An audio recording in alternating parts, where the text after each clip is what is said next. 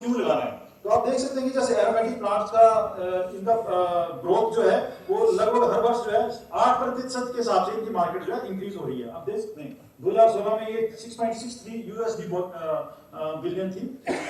अब ये 2030 में जो प्रोजेक्टेड है वो 40 बिलियन यूएस डॉलर जो है इसकी मार्केट जो है पहुंचने की है। तो ये 8% के हिसाब से ये जो एरोमेटिक प्लांट्स हैं ये मार्केट में बढ़ रहे हैं और इसी से आप अंदाजा लगा सकते हैं कि क्यों कि हमारा जो एरोमेटिक प्लांट्स जो इतनी 8% के हिसाब से बढ़ रहे हैं तो इनको लगाने से हमारे को फायदा हो सकता है। दूसरा ये कि हमारे देश में जैसे 328 मिलियन हेक्टेयर एरिया जो है टोटल लैंड है उसमें हमारा जो जहां पर हम खेती करते हैं वो 140 मिलियन हेक्टेयर है। इसके अलावा जो बैरन है, डिग्रेडेड है, अनकल्टिवेटेड लैंड है हमारे पास काफी 170 मिलियन हेक्टेयर के करीब एरिया जो है इस तरह का हमारे पास उपलब्ध है।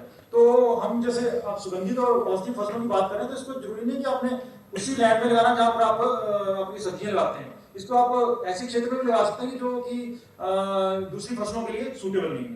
ठीक है, ये हमारा संस्थान इन फसलों के ऊपर काम कर रहा है। इसके अलावा और भी फसलें हैं, पर ये जो फसलें जैसे डमस्क रोज है, मुश्क वाला है, मिंट है, क्लेरिसेज, जेरेनियम, रोजमेरी, लेवेंडर, ड्रैकोसवेलम, ये अलग अलग क्षेत्रों के लिए जो उपयुक्त हैं। जैसे प्लेन इलाके के लिए आपकी लेमन ग्रास होती है, तुलसी है, ये प्लेन इलाके के लिए। जो आपका हिली एरिया है जहाँ डमस्क रोज और मुश्क वाला लगा सकते हैं, जहाँ छाया वाला क्षेत्र है वहां मुश्क वाला लगा सकते हैं, या जहाँ इंटरक्रॉपिंग करनी है तो उसके लिए सूटेबल है। आपके पास पानी की अधिक सुविधा है तो आप मिंट लगा सकते हैं। आपके पास ड्राई क्षेत्र है तो आप रोजमेरी और जेरेनियम लगा सकते हैं। तो अलग अलग फसलें हैं जिनके ऊपर हमारा संस्थान काम कर रहा है। हम इसकी कृषि टेक्नोलॉजी डेवलप कर रहे हैं और इनकी इंप्रूव प्रैक्टिस डेवलप कर रहे हैं। इन फसलों से जो हमें उत्पाद जो मिलता है वो होता है, उसको बोलते हैं हम सुगंधित तेल, एसेंशियल ऑयल। ये तेल जो हम खाद्य तेल होते हैं उससे भिन्न होता है। इसको खाने की चीजों में इस्तेमाल नहीं करते हैं और इसका बहुत सारी इंडस्ट्री में इसका यूज होता है इस तेल का। जैसे आप देख सकते हैं फूड एंड बेवरेज यानी कि खाद्य उद्योग में इसका इस्तेमाल किया जाता है। 35% यूज जो है इसका सुगंधित तेलों का फूड एंड बेवरेज इंडस्ट्री में यूज होता है। उसके अलावा 19% जो है इसका कॉस्मेटिक्स एंड टॉयलेटरी, जो आप लोग परफ्यूम लगाते हैं, फेस पैक लगाते हैं या टॉयलेटरी प्रोडक्ट्स यूज करते हैं उसमें इस्तेमाल किया जाता है। अरोमा थेरेपी में 10% के करीब इनका इस्तेमाल किया जाता है।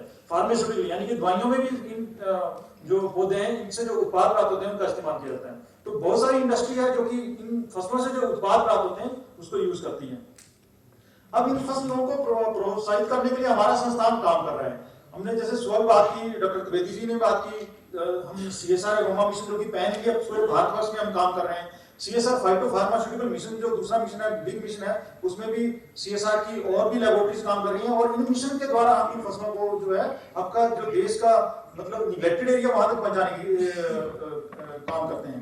इसमें हम फसलों की उच्च गुणवत्ता की पौध तैयार करते हैं, उनकी कैसे कल्टीवेशन करनी है यानी कि किसान के खेत में कैसे इनकी खेती करवानी वो करते हैं और इनको नेचुरल हैबिटेट में रीइंट्रोड्यूस करते हैं। जैसे आपने देखा होगा कि बहुत सारी औषधीय फसलें जो है लोग उनका दोहन कर लेते हैं तो उससे वो फसलें खत्म होने के कगार पे आती हैं। तो हम ऐसी फसलों को बचाने का हमारा प्रयास रहता है कि हम कैसे जैसे औषधीय फसलें उनको उनके खेत जो है नेटिव जो उसके लिए जलवायु सूटेबल है वहां पर खेत उसके कैप्टिव कल्टीवेशन करवाएं।